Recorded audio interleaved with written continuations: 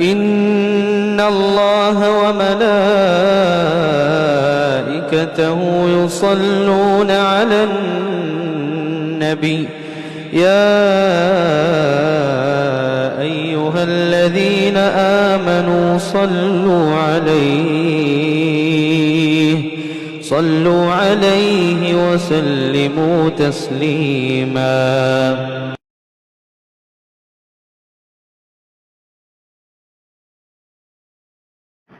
إن الحمد لله نحمده ونستعينه ونستغفره ونعوذ بالله من شرور أنفسنا ومن سيئات أعمالنا من يهده الله فلا مضل له ومن يضلل فلا هادي له وأشهد أن لا إله إلا الله وحده لا شريك له وأشهد أن محمدا عبده ورسوله يا أيها الذين آمنوا اتقوا الله حق تقاته ولا تموتن إلا وأنتم مسلمون يا أيها الناس اتقوا ربكم الذي خلقكم من نفس واحدة وخلق منها زوجها وبث منهما رجالا كثيرا ونساء واتقوا الله الذي تساءلون به والأرحام إن الله كان عليكم رقيبا يا أيها الذين آمنوا اتقوا الله وقولوا قولا سديدا يصلح لكم أعمالكم ويغفر لكم ذنوبكم ومن يطع الله ورسوله فقد فاز فوزا عظيما. أما بعد فإن خير الحديث كتاب الله وخير الهدي هدي محمد صلى الله عليه وسلم وشر الأمور محدثاتها وكل محدثة بدعة وكل بدعة ضلالة الضلالة في النار. أعوذ بالله السميع العليم من الشيطان الرجيم. بسم الله الرحمن الرحيم. آمن الرسول بما أنزل إليه من ربه والمؤمنون كل آمن بالله وملائكته وكتبه ورسله. تمام قسم کی تعریفیں اللہ رب العالمین کے لیے لائق اور زیبا ہیں،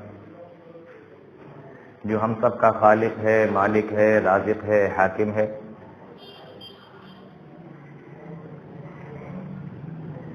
جو ہماری تمام عبادتوں کا اکیلا مستحق و سزاوار ہے. وہ جو چاہتا ہے، جب چاہتا ہے، جیسے چاہتا ہے کرتا ہے. ساری کائنات، ساری مخلوق اس کی غلام اور اس کی محتاج ہے. ہر چیز پر اس کی طاقت اور قدرت ہے. وہ ان اللہ علی کل شیء قدیر ہے. بعدہ انگن تو بے شمار درود و سلام نازل ہوں تمام انبیاء پر، بالخصوص جناب محمد رسول اللہ صلی اللہ علیہ وسلم پر اور آپ کے آل و اصحاب پر. اللہ رب العالمین اپنا رحم و کرم فرمائے ہم سب پر، آمین.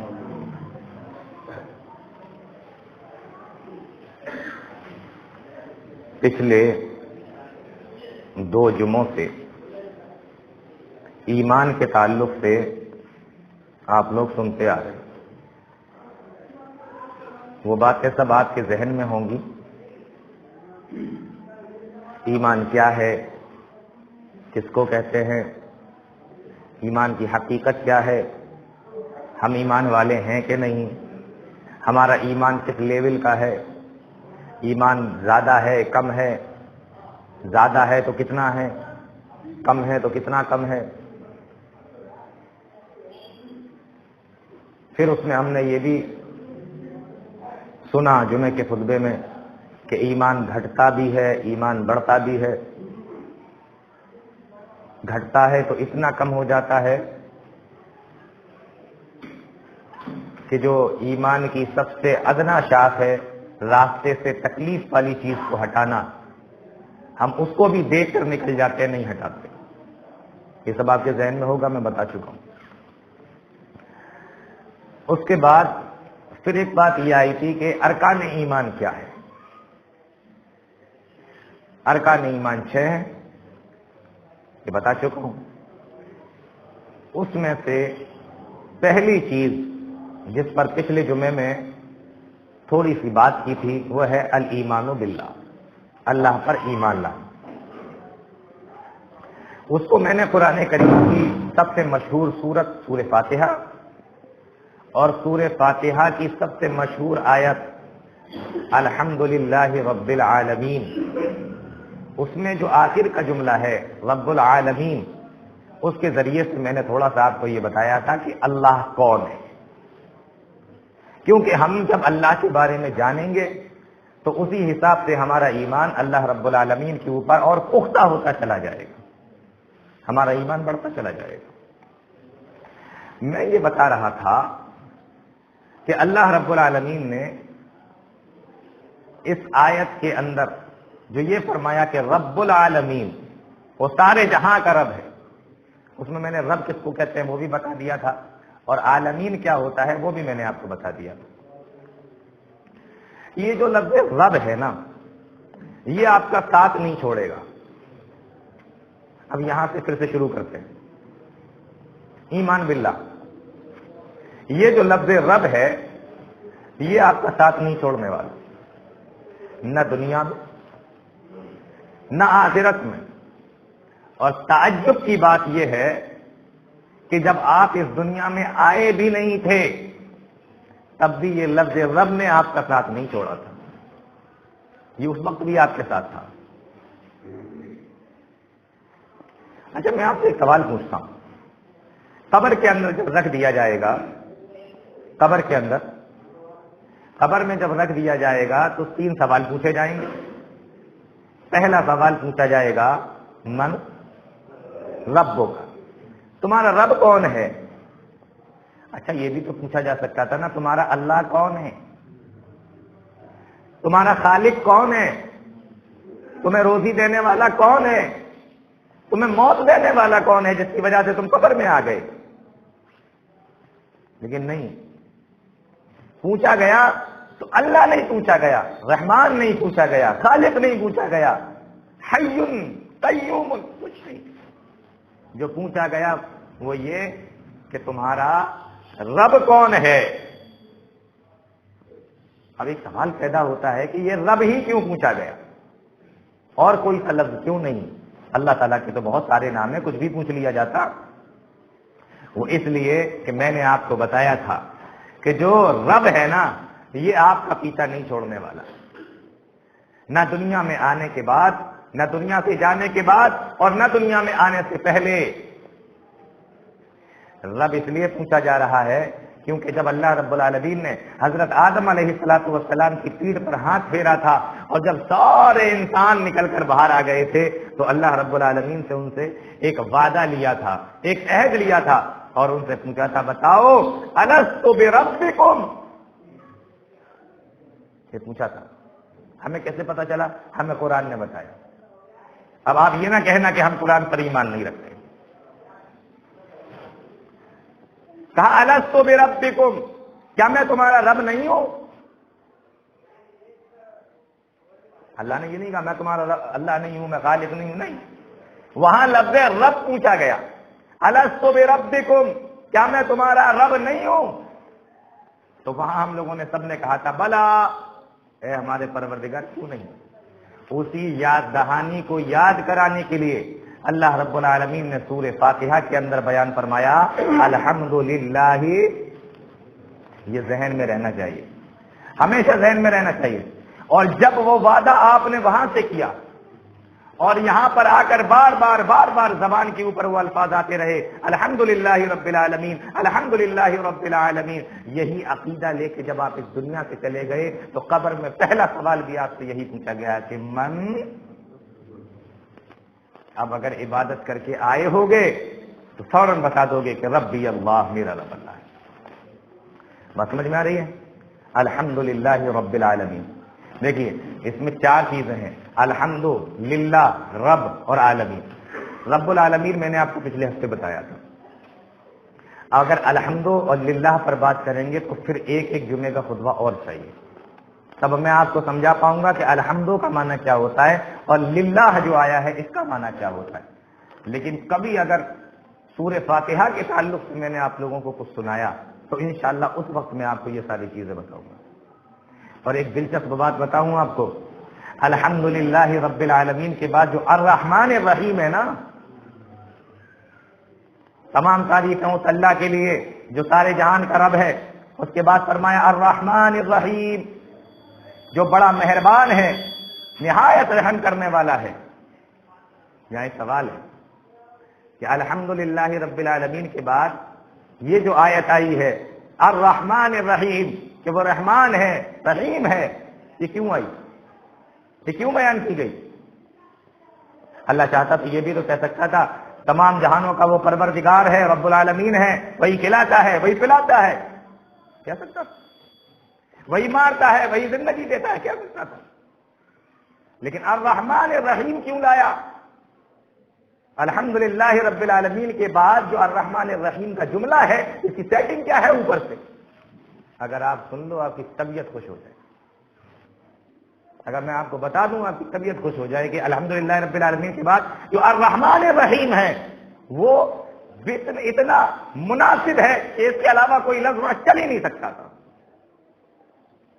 لیکن اس کے لیے آپ کو میرے خطبے سننا پڑیں گے، میں سب ایک بار میں نہیں بتاتا، آپ کو آنا پڑے گا یہاں پر. ابھی تو میں اپنے ٹاپک کو بولوں گا. الحمدللہ رب العالمین، تمام تعریفیں اس اللہ کے لیے جو سارے جہاں کا پروردگار ہے. اتنی بات سمجھ میں آ گئی؟ تو بات یہ چل رہی تھی کہ مجھے سب سے پہلے کیا کرنا ہے؟ ایمان باللہ، اللہ کے اوپر ایمان لانا ہے. اور کون اللہ؟ قرآن کریم بیان کرتا ہے ان اللہ فالق الحب والنوا، ان اللہ فالق الحب والنوا، بے شک اللہ وہ ہے جو دانے کو، بیج کو پھاڑ دیتا ہے، دانے کو، بیج کو پھاڑ دیتا ہے. ان اللہ فالق الحب والنوا. کو سمجھ میں آیا؟ اللہ کی تعریف بیان کی جا رہی ہے قرآن کریم کے اندر. اللہ وہ ہے جو دانے کو اور بیج کو پھاڑ دیتا ہے. ابھی میں آپ کو سمجھاتا ہوں، اس سے پہلے ایک مثال سمجھیں. آپ نے اپنے گھر کے اندر کوئی پودا لگایا، چھوٹا سا پودا، چھوٹا سا گملہ، اس کے اندر پودا لگا دیا. آپ نے اس کو اٹھا کے چھت پہ رکھ دیا. روزانہ جا رہے ہیں، ہری ہری پتیاں اس میں سے نکل رہی ہیں، آپ دیکھتے ہیں، آپ کو بڑا اچھا لگتا ہے. آپ نے دیکھا ارے پانی کی کمی ہے، پائپ لیا، پانی ڈال دیا، یا برتن سے پانی، جگ میں کسی بھی چیز میں پانی لیا اور اس میں گملے میں پانی ڈال دیا آپ نے جا کر. بھائی تو سوکھ جائے گا. آپ اس کو کمار کے رکھے ہوئے ہیں اور سوچ رہے ہیں کہ یہ بڑا ہوگا، اچھا لگے گا، اور وہ دھیمے دھیمے دھیمے دھیمے کر کے بڑھ رہا ہے. آپ کے پاس میں جو انتظام تھا وہ آپ نے کیا. کیوں؟ اس لیے کہ آپ چھوٹے ہیں، آپ کے انتظام بھی چھوٹے چھوٹے ہو رہے ہیں. چھوٹا سا پودا، چھوٹا سا گملہ، اور تھوڑا سا پانی لے جا کر اس میں ڈال رہے ہیں. پائپ ہے تو پائپ سے ڈال دیا، برتن ہے تو برتن سے ڈال دیا. آپ ایسا کیوں کر رہے ہیں؟ اس لیے کر رہے ہیں کیونکہ آپ چھوٹے ہیں، آپ کے سارے انتظام چھوٹے ہیں. لیکن اللہ نے جب اپنے لیے یہ بیان فرمایا ان اللہ فالق الحب والنوا، بے شک اللہ دانے کو اور بیج کو پھاڑنے والا ہے. اب اللہ تو سب سے بڑا ہے نا. ہم یہی تو کہتے ہیں نماز کے اندر اللہ اکبر، اللہ سب سے بڑا ہے. اور جب اللہ سب سے بڑا ہے تو پھر اللہ کا انتظام دیکھ لو کتنا بڑا ہوگا. کسان دانے کو لیتا ہے، بیج کو لیتا ہے. مان لیجیے گیہوں کا دانہ لے لیا، اس کو اٹھا کے اس نے زمین میں دبا دیا، زمین میں دبا دیا. یہ تو تمہارا کام تھا، یہ تم نے کر دیا. اب یہاں سے اللہ کی قدرت شروع ہو گئی. فرمایا ولا ظلمات فی الارض ما تسقط من ورقۃ الا یعلمها ولا حبۃ فی ظلمات الارض. اپنے پیڑ سے کوئی پتا زمین پر گرتا نہیں ہے مگر اس کا علم اللہ کو ہوتا ہے. اللہ کی قدرت سے ایک پتا بھی پوری دنیا کے اندر جہاں جہاں پر بھی پیڑ پودے لگے ہوئے ہیں، ایک بھی پتا ایسا نہیں جو اپنے پیڑ کو چھوڑتا ہو اور اللہ کو پتہ نہ ہو۔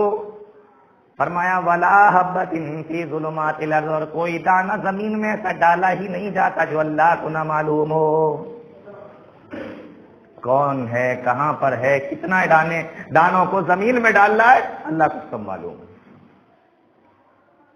الایمان باللہ، اللہ پر ایمان، جب ہم جانیں گے اللہ کو تب ہمارا ایمان بڑھے گا اللہ پر، تب ہمارا بھروسہ بڑھے گا اللہ پر، تب اللہ کے سامنے دعا مانگنے میں اور اس کے سامنے مچلنے میں بڑا مزہ آئے گا۔ آپ کو پتا تو ہونا چاہیے نا اس کی طاقت کیا ہے۔ فرمایا کوئی دانہ ایسا نہیں جو زمین کے اندر ڈالا جاتا ہو، ولا حبۃ فی ظلمات الارض، مگر اس کا علم اللہ رب العالمین کے پاس میں ہوتا ہے، اللہ جانتا ہے۔ اب جب اللہ نے جان لیا کہ اس کسان نے زمین کے اندر دانہ ڈال دیا، زمین کے اندر بیج ڈال دیا، یہاں سے اللہ کا کام شروع ہو گیا۔ ہم دنیا کے اندر دیکھتے ہیں کہ جو چیز زمین میں ملا دی جاتی ہے پھر وہ زمین کی طرح ہو جاتی ہے۔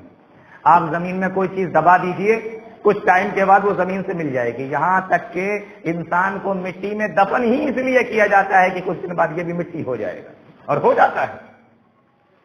کوئی بھی چیز زمین میں ڈالیں وہ مٹی ہو جاتی ہے۔ لوہے کو بھی اگر آپ دبا دیں تو کچھ ٹائم کے بعد لوہا بھی مٹی بن جائے گا۔ میں غلط تو نہیں کہہ رہا؟ زمین کی خاصیت ہے اس نے اپنے اندر جس چیز کو لے لیا وہ اس کو اپنے جیسا کر دیتی، یہ زمین کی خاصیت ہے۔ لیکن ہمارا رب، لیکن میرا رب، اس کو پتا ہے دانہ کہاں ڈالا گیا ہے۔ دانہ زمین میں ہے لیکن زمین کی اوقات نہیں کہ اس دانے کو اپنے جیسا کر دے، ورنہ اناج کہاں سے کھاؤ گے، کہاں سے نکالو گے اناج؟ زمین کی یہ خاصیت ہے، وہ اپنے اندر جس چیز کو لیتی ہے کچھ ٹائم کے بعد اس کو اپنے جیسا کر دیتی ہے، وہاں کچھ نہیں ملے گا، مٹی مٹی ملے گی پھر آپ کو۔ لیکن دانہ بھی زمین کے اندر پہنچا، وہ مٹی نہیں ہو رہا ہے۔ آپ کی طاقت ہے، یہ آپ نے کیا ہے، آپ کی طاقت نہیں ہے۔ آپ تو اتنے مجبور ہیں کہ آپ کو اگر دفن کر دیں تو آپ بھی مٹی ہو جائیں گے، تو پتہ چلے یہ آپ کی طاقت تو نہیں ہے۔ اب یہ کون کر رہا ہے؟ یہ زمین کی خاصیت، دانہ زمین کے اندر ہے لیکن مجال نہیں ہے زمین کی کہ اس دانے کو اپنی طرح کر دے، دانہ زمین میں مل کر زمین کی طرح ہو جائے۔ اوپر سے آرڈر آیا ہوا ہے۔ اب وہ دانہ جب کچھ دن کے لیے زمین میں پڑا ہوا ہے، اب جب زمین میں کوئی چیز دفن کر دی جاتی ہے تو وہ سڑنے لگتی ہے، پھولنے لگتی ہے۔ دانہ بھی زمین کے اندر گیا تو پھولنے لگا۔ اب جب یہ دانہ زمین میں پھولا، جب پھولے گا تو پھٹے گا۔ اب جب یہ دانہ پھٹا، اللہ کی قدرت دیکھو، دانہ جب پھٹے گا تو کہیں سے بھی پھٹ سکتا ہے، اوپر سے، نیچے سے، سائڈوں سے، کہیں سے بھی۔ لیکن یہ دانہ جو زمین میں ڈالا گیا یہ صرف دو طرف سے پھٹتا ہے، سب طرف سے نہیں۔ یہ جو دانہ ڈالا کہیں سے بھی پھٹ سکتا ہے نا، جب پھول گئی کوئی چیز تو کہیں سے بھی پھٹ سکتی ہے۔ لیکن اللہ کی قدرت دیکھو، یہ دانہ صرف دو جگہ سے پھٹے گا، ایک نیچے سے اور ایک اوپر سے۔ جب نیچے سے پھٹے گا تو جڑ نکلے گی جو زمین کے اندر جا کر ملے گی، جو بعد میں زمین کی مٹی اور زمین کے پانی کو چوس کر اوپر پیڑ کو دے گی تاکہ پیڑ ہرا بھرا رہے۔ نیچے سے پھٹا تاکہ اس کی جڑ بن سکے۔ بات سمجھ میں آ رہی؟ اب یہ دانہ ایک تو نیچے سے پھٹ گیا، دوسرا اوپر سے پھٹا۔ اب جب یہ دانہ اوپر سے پھٹا، اوپر چھوٹا سا ریشہ نکلا، ذرا سی کوپل سی نکلی، ذرا سا ریشہ اوپر نکلا۔ جب کوئی بھی پودا نکلتا ہے کتنا پتلا ہوتا ہے، مہین ہوتا ہے کہ نہیں؟ بالکل سب آپ کی آنکھوں کا دیکھا ہوا ہے، بالکل پتلا سا ہوتا ہے جو اوپر کی طرف جاتا ہے۔ اللہ کی قدرت دیکھو، کپڑے بنتے ہیں جس کے دھاگے کی طرح ملائم ہوتا ہے، جب اوپر کی طرف آتا ہے بالکل ملائم۔ آپ ایسے پکڑو گے نا، ایسے کر کے تو ایسے مڑ جائے گا، ایسے مڑ جائے گا، ایسے پکڑو گے مڑ جائے گا، جتنی طے بناؤ گے طے بن جائے گی اس کی، جتنی بار موڑو گے توڑو گے ٹوٹ بھی جائے گا، بہت ملائم ہوتا ہے، جیسے دھاگا ملائم ہوتا ہے ویسے ہی دھاگا یہ بھی ملائم ہوتا ہے. بات سمجھ میں آ رہی؟ لیکن اللہ کی قدرت دیکھو، اتنا ملائم دھاگے کی طرح وہ ریشہ زمین کے سینے کو چیر کر اوپر آ جاتا ہے. اوقات ہے کسی کی زمین کے سینے کو چیر دے، اور وہ بھی اتنے پتلے سے دھاگا زمین کے سینے کو چیر کر اوپر آ گیا. اللہ، کون کر سکتا ہے؟ ان اللہ فالق الحب والنبا، وہی اللہ ہے جو دانے کو پھاڑتا ہے. اللہ اکبر. قرآن کریم دیکھیں آپ، کیا انداز ہے اللہ رب العالمین کی بات کرنے کا. یہ اوپر آیا، اب یہ ایسے ہی تو نہیں بڑھے گا، اس کے لیے پانی کی ضرورت ہے. اب اسے پانی چاہیے. پانی کہاں سے آئے گا؟ اللہ رب العالمین نے جو سمندر بنائے، زمین بنائی، زمین کے اندر 70% پانی ہے اور 30% خشکی ہے. 70% پانی زمین میں، 30% خشکی.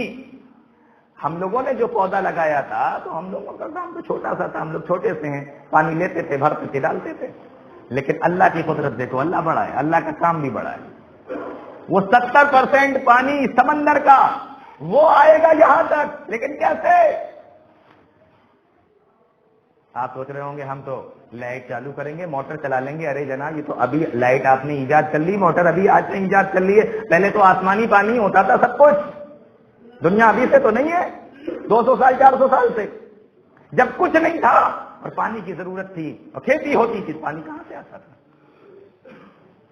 اب وہ سمندر کا پانی یہاں لانا ہے.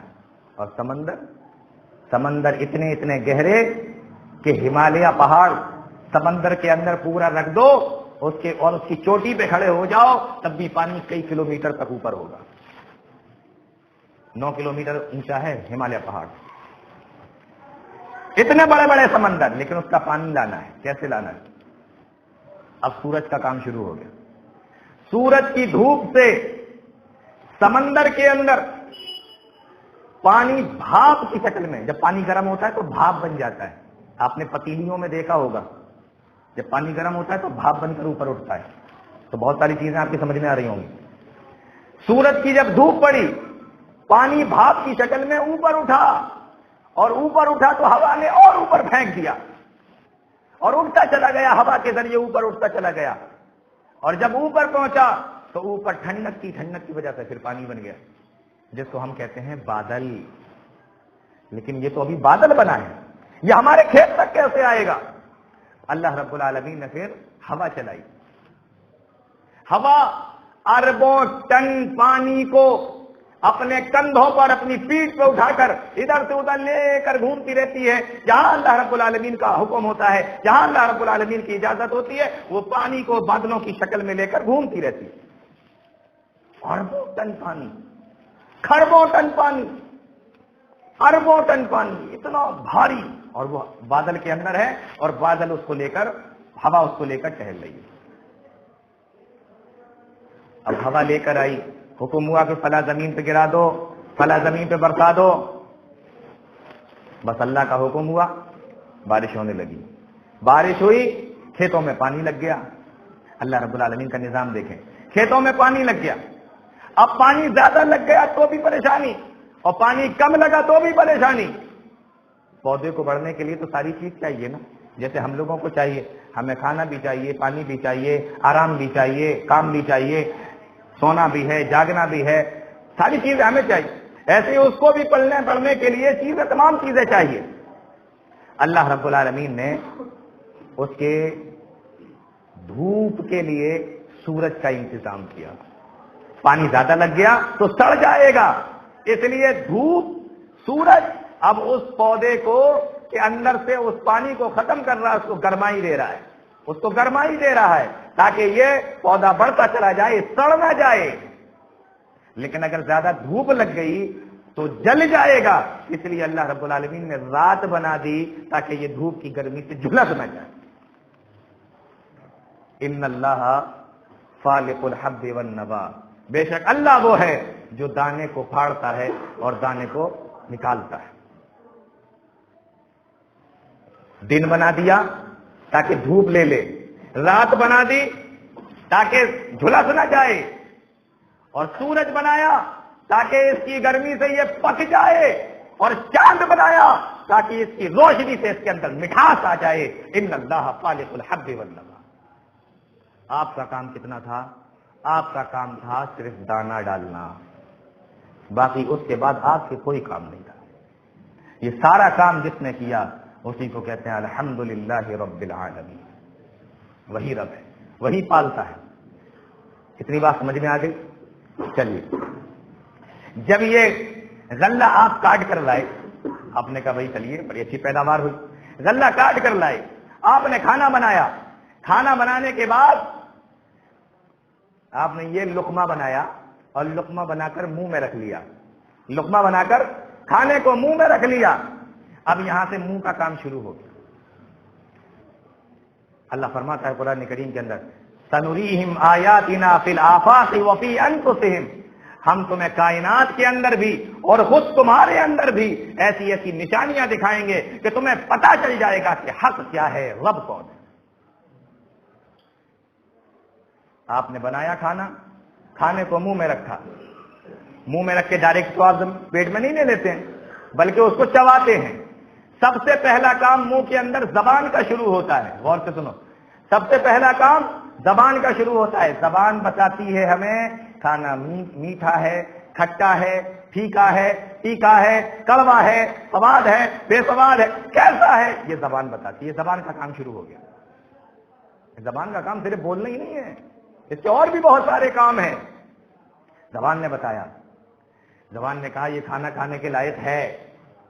اب آپ کا منہ چلنا شروع ہو گیا، دانت، آپ نے دانتوں سے اس کو چبانا شروع کر دیا۔ بھئی اللہ اللہ، یہ جو دانت سے ہم چباتے کیوں چباتے ہیں؟ اس لیے کہ جو لقمہ ہم نے پورا رکھا ہے وہ چھوٹے چھوٹے ٹکڑوں میں بٹ جائے اور اس کو گلے سے نیچے نکلنے میں آسانی ہو، اس لیے اللہ رب العالمین نے دانت بنائے تاکہ خوب چبا چبا کر کھانا کھایا جائے۔ آپ نے وہ منہ میں رکھا لقمہ، اس کو چبایا۔ لقمہ تو پہلے سے ہی گیلا تھا، ملائم تھا، لیکن اللہ رب العالمین کی قدرت دیکھو کہ اس نے منہ کے اندر ایک ایسا سسٹم فٹ کر دیا کہ آپ کوئی بھی چیز جب منہ کے اندر رکھتے ہیں تو منہ میں لار آتی ہے، پانی آتا ہے، جانتے ہیں آپ؟ اور وہ پانی کا کام جانتے ہیں آپ کیا ہے؟ وہ کھانے کو اور ملائم کر دیتا ہے تاکہ کھانے کو چبانے میں اور اندر گلے کے اندر لے جانے میں آسانی پیدا ہو جائے۔ ابھی تو آپ کے منہ کا ہی کام ختم نہیں ہوا، اللہ کی قدرت دیکھو۔ آپ لقمہ چبا رہے ہیں، اچھا اب زبان کا کام کیا ہے؟ ادھر والا لقمہ آپ دانتوں سے ادھر نہیں کر سکتے، یہ زبان پھینکتی ہے، زبان ادھر سے ادھر لے جاتی ہے لقمے کو، وہ ادھر لے گئی ادھر لے گئی۔ اب آپ نے جب پورے طریقے سے لقمے کو چبا لیا، لقمہ چھوٹے چھوٹے حصوں میں بٹ گیا، وہ کھانا چھوٹے چھوٹے حصوں میں بٹ گیا، اس کے بعد کام شروع ہوتا ہے یہ جو نلی پڑی ہوئی ہے ہمارے گردن کے اندر، جس کو گراس نلی بولتے ہیں، اب اس کا کام شروع ہوتا ہے۔ چھوٹے چھوٹے حصوں میں کھانا اب یہاں سے نیچے اتر رہا ہے۔ کھانا جب نیچے اترا تو بائیں سائیڈ میں دل کے نیچے وہ جگہ جہاں پر کھانا جا کے جمع ہوتا ہے، الٹے ہاتھ پر دل کے پاس، دل کے نیچے کھانا یہاں پہ جا کر جمع ہوتا ہے، جس کو اسٹومچ بولتے ہیں، اگناشے بولتے ہیں، جس کو ہم لوگ پیٹ بول دیتے ہیں تاکہ سمجھنے میں آسانی ہو۔ وہ ہمارے پیٹ میں آ کر اکٹھا ہو جاتا ہے۔ اب وہ جب ہمارے پیٹ میں اکٹھا ہوا تو غور سے سن لو، یہ صرف اتنا بڑا ہوتا ہے کہ اس میں آپ زیادہ سے زیادہ 350 گرام کھانا رکھ سکتے ہیں، بس۔ اس کی کیپیسٹی کتنی ہوتی ہے؟ 350 گرام کھانا یہاں رکھ سکتے ہیں آپ۔ اس سے زیادہ آپ رکھو گے تو یہ نلی میں بھر جائے گا، آپ کو کھٹی لکاریں آنا شروع ہو جاتی ہیں جب آپ زیادہ کھا لیتے ہیں۔ وجہ یہی ہے اس کا کام ہے 350 گرام کھانا رکھنا۔ یہ کھانا جب پیٹ کے اندر آیا، آپ نے کھایا، اب یہاں سے اس کا کام شروع ہو گیا۔ اس پیٹ کے اندر ایک چھوٹی سی ایک جھلی ہوتی ہے جس کے اندر پیلے کلر کا تھوڑا سا تیزاب جیسا پانی ہوتا ہے۔ جیسے ہی کھانا اس کے اندر پہنچتا ہے وہ پانی فٹاک سے باہر نکلتا ہے اور وہ تیزاب جیسا پانی کھانے کو گلانا شروع کر دیتا ہے۔ ان اللہ خالق الحب والنبا، وہ پانی گلانا شروع کر دیتا ہے. تبھی کہتے ہیں کہ کھانا کھانے کے بعد فوراً پانی نہیں پینا چاہیے، کیونکہ اگر فوراً پانی پئیں گے تو وہ تیزاب جو ہے نا، جو کھانے کو گلا رہا ہے، اس کی جو گرمی ہے وہ ختم ہو جاتی ہے. بات سمجھ میں آ گئی؟ تبھی ڈاکٹر کہتے ہیں کہ 45 منٹ کے بعد پانی پینا، تاکہ وہ اس کی جو گرمی ہے وہ ختم نہ ہو پائے، کھانے کو صحیح سے ہضم کر لے. اب یہ کھانا پیٹ کے اندر کام کر رہا ہے، آپ کو پتہ ہی نہیں. کھانا پیٹ کے اندر کام کر رہا ہے، پیٹ کام کر رہا ہے، کھانے کو ہضم کر رہا ہے. کیسے؟ جیسے کبھی لینٹر پڑتا ہے تو مسالہ ملانے والی جو مشین آتی ہے نا، اس کے اندر صاف ڈال دیتے ہیں اور وہ یوں گھومتی رہتی ہے، مسالہ بناتی رہتی ہے.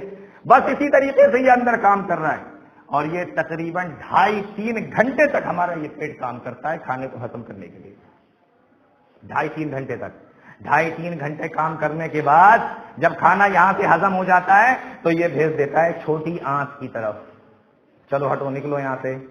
تو 2.5-3 گھنٹے کے بعد جب آپ کھانا کھانے کے 2.5-3 گھنٹے ہو جائیں گے تو آپ کو ایک ڈکار آتی ہے. وہ ڈکار اس بات کی نشانی ہوتی ہے کہ بھیا میرا کام ختم ہو گیا، اب مجھے تھوڑی دیر آرام کر لینے دو. اس کا مطلب یہ نہیں ہوتا ارے مجھے بھوک لگ رہی ہے، دیکھو ڈکار بھی آ رہی، خالی ہو گیا پیٹ، پھر ٹھوس لو اوپر سے. یہ مطلب نہیں ہوتا. مطلب یہ ہوتا ہے کہ بھیا 3 گھنٹے سے میں کام کر رہا تھا، اب میں ذرا آرام کر لوں، اب تھوڑی دیر کے بعد ڈالنا، کچھ اور ڈالنا ہو اگر. سمجھ رہے ہیں آپ؟ اب یہ چھوٹی آنت کی طرف کھانا چلا گیا، اس نے دھکیل دیا چھوٹی آنت کی طرف. چھوٹی آنت کے دانت تو ہوتے نہیں، چھوٹی آنت کے دانت تو ہوتے، سمجھ میں آ رہا ہے نا؟ چھوٹی آنت کے دانت نہیں ہوتے.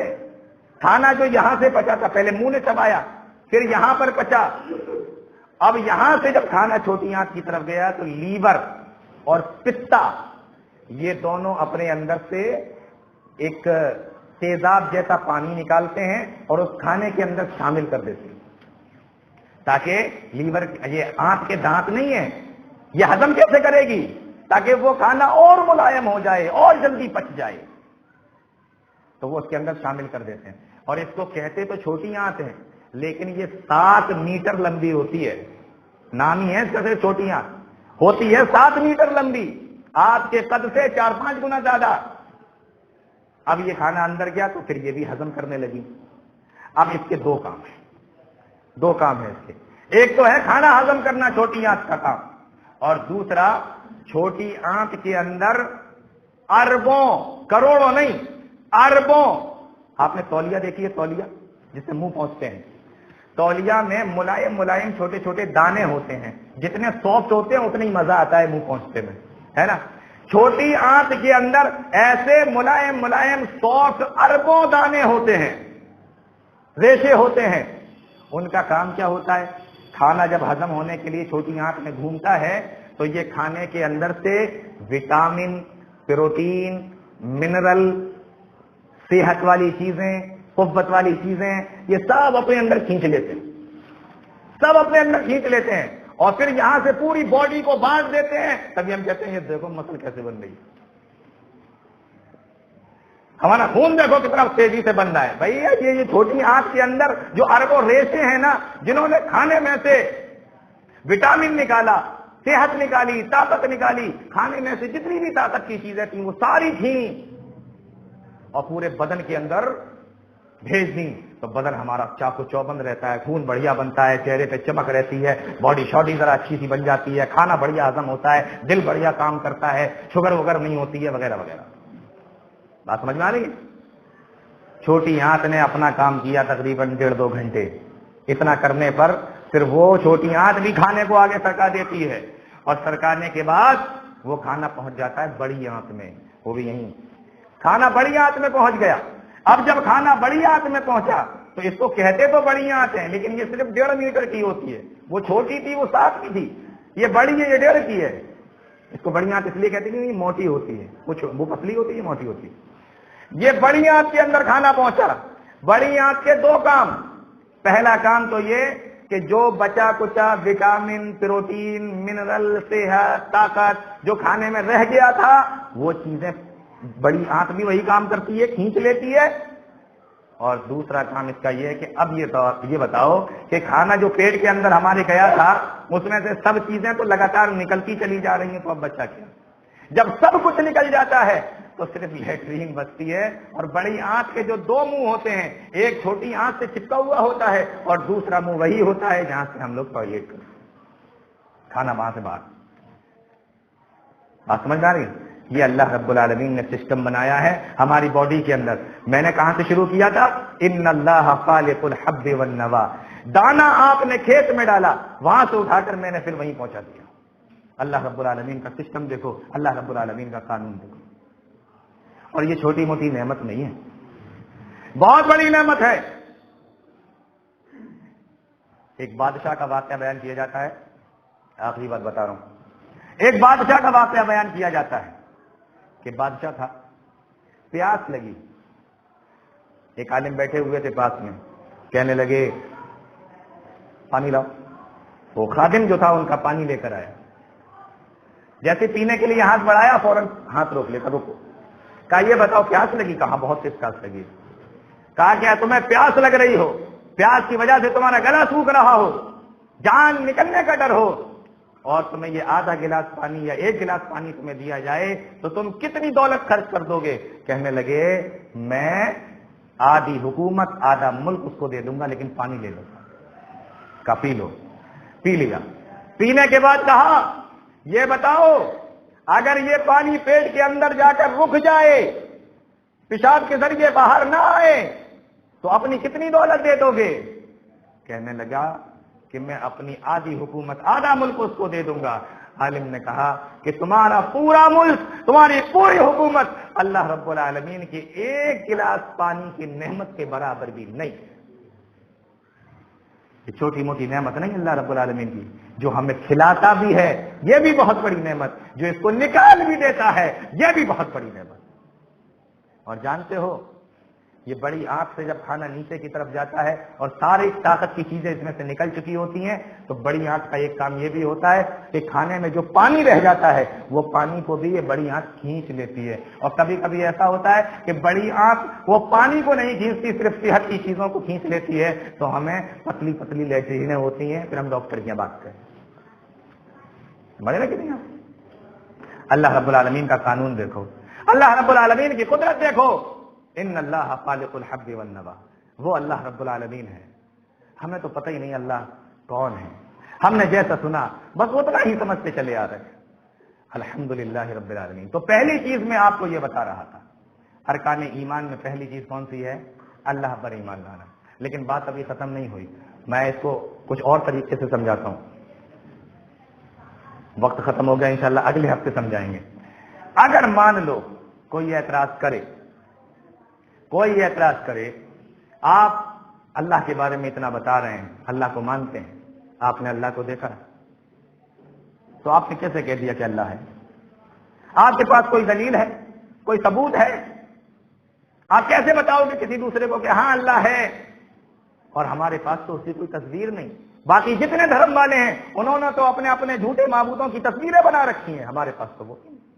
آپ کیسے سمجھاؤ گے؟ اس کے لیے اگلے ہفتے انشاءاللہ آپ کو آنا پڑے گا. اللہ تعالیٰ تمام لوگوں کو نیک عمل کی توفیق عطا فرمائے. اقول قولی ھذا استغفر اللہ لی ولکم ولسائر المسلمین فاستغفروہ انہ هو الغفور الرحیم.